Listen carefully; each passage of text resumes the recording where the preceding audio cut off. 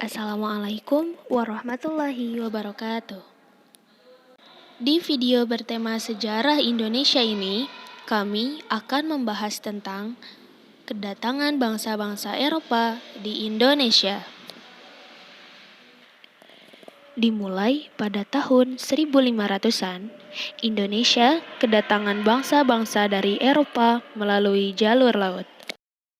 Mereka yang pernah datang dan menduduki Indonesia diantaranya Portugis, Spanyol, Inggris, dan Belanda. Adapun hal-hal yang melatar belakangi bangsa Eropa datang ke Indonesia. Yang pertama, adanya perkembangan ilmu pengetahuan dan teknologi. Pada masa Renaissance, teknologi dan ilmu pengetahuan berkembang pesat. Salah satunya teori heliosentris yang dikemukakan oleh Copernicus. Teori ini menyatakan bahwa bumi dan planet-planet mengelilingi matahari. Dan menyatakan bahwa bumi itu tidak datar, melainkan berbentuk bulat. Yang kedua, adanya revolusi industri. Penemuan mesin uap untuk kapal laut memudahkan bangsa Eropa untuk melakukan perjalanan. Kemudian, yang ketiga, jatuhnya Konstantinopel ke tangan Turki Utsmani pada tahun 1453. Kekaisaran Turki Utsmani yang dipimpin oleh Sultan Muhammad II atau Sultan Muhammad Al-Fatih berhasil merebut wilayah Konstantinopel dari Kekaisaran Romawi dan menutup jalur perdagangan. Hal ini menyebabkan pedagang Eropa tidak bisa lagi mendapatkan rempah-rempah. Mereka pun mulai mencari rempah-rempah ke benua lain, salah satunya Indonesia dan negara lain di benua Asia. Lalu, yang keempat, adanya motivasi 3G. G pertama yaitu gold, yang artinya kekayaan. G kedua yaitu glory, yang artinya kejayaan. Dan G ketiga adalah gospel, yang artinya menyebar ajaran agama Nasrani. Nah, sekarang kita akan membahas bangsa-bangsa Eropa mana saja yang pernah datang ke Indonesia. Seperti yang sudah disebutkan, mereka adalah Portugis, Spanyol, Inggris, dan Belanda. Pertama, kita akan membahas bangsa Portugis dan Spanyol terlebih dahulu. Dibandingkan dengan negara lainnya, Portugis dan Spanyol adalah dua bangsa yang paling maju. Mereka memiliki armada yang kuat, teknologi navigasi, dan perlengkapan kapal yang paling canggih pada masanya.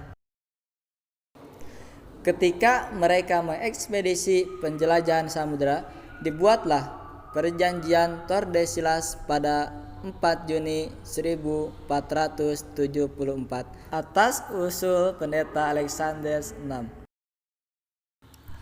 Isi Perjanjian Tordesillas yaitu pembagian arah pelayaran di mana Portugis memiliki hak berdagang dan berlayar ke arah timur, sedangkan Spanyol memiliki hak berdagang dan berlayar ke arah barat.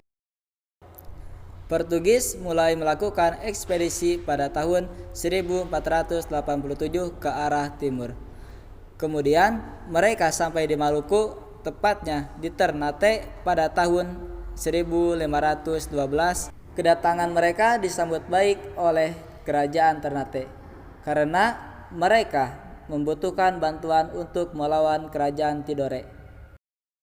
Ternate pun mengizinkan Portugis untuk membangun sebuah benteng yang bernama Benteng Sao Paulo.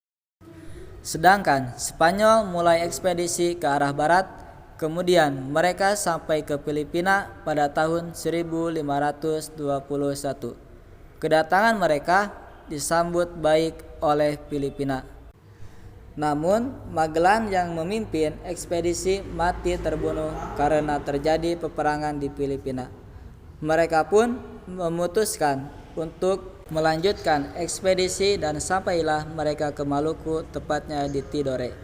Kedatangan bangsa Spanyol disambut baik oleh masyarakat Tidore. Mereka yang sedang berselisih dengan Ternate menjadikan Spanyol sebagai sekutu untuk mengalahkan Ternate. Kedatangan Spanyol menjadi ancaman bagi Portugis, sebab Portugis telah berhasil memonopoli perdagangan di Maluku. Portugis dan Spanyol pun bersaing dengan memanfaatkan permusuhan kerajaan lokal. Selain itu, Portugis dan Spanyol saling tuduh mengenai perebutan rute perjalanan yang sebelumnya sudah disepakati pada perjanjian Tordesillas. Perseteruan terus berlanjut hingga pada tahun 1529 perseteruan tersebut diselesaikan dengan perjanjian Saragossa.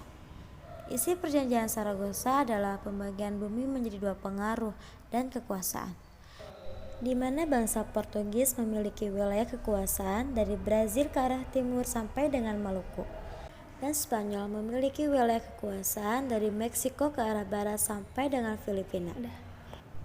Karena perjanjian Saragossa inilah teori heliosentris dibenarkan, bahwa bumi itu bulat, bukan datar.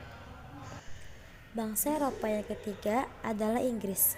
Inggris melakukan perjalanan samudra pada tahun 1577. Inggris mengikuti rute perjalanan Spanyol ke arah barat dan tiba di Ternate pada tahun 1579. Bangsa Inggris memborong rempah-rempah dari masyarakat Maluku. Kemudian, Inggris kembali melakukan ekspedisi yang kedua. Sebelum sampai ke Indonesia, Inggris berhasil menguasai India dan mendirikan East India Company (EIC), sebuah perusahaan dagang milik Inggris. Pada tahun 1628, Inggris sampai ke Indonesia dan menjalin kerjasama yang baik dengan Kerajaan Banten. Banten mengizinkan Inggris untuk mendirikan pangkalan dagang dan benteng. Bangsa Eropa terakhir yang datang ke Indonesia yaitu Belanda. Keberhasilan bangsa Portugis dan Spanyol dalam melakukan ekspedisi mendorong bangsa Belanda untuk melakukan hal yang sama. Pada tahun 1595, Belanda melakukan ekspedisi melalui rute timur. Tepatnya pada tanggal 23 Juni 1596, kapal Belanda berhasil mendarat di pelabuhan Banten. Saat itu, ekspedisi Belanda dipimpin oleh Cornelis de Houtman. Namun Belanda diusir oleh penduduk pesisir Banten karena mereka bersikap kasar dan sombong. Selanjutnya pada tahun 1598, bangsa Belanda kembali mendatangi Banten. Kali ini kedatangannya diterima oleh masyarakat. Belanda pun berhasil menguasai perdagangan dan mendirikan perusahaan dagangnya di Indonesia yang bernama VOC pada tahun 1602. Kemudian pada tahun 1605, VOC menyerang benteng Portugis di Maluku. Portugis pun terpaksa mundur ke Timor Leste. Kemenangan Belanda atas Portugis inilah yang menjadi jalan masuknya penjajahan kolonialisme di Indonesia selama 3,5 abad. Sekian, semoga bermanfaat. Thanks for watching. Wassalamualaikum warahmatullahi wabarakatuh.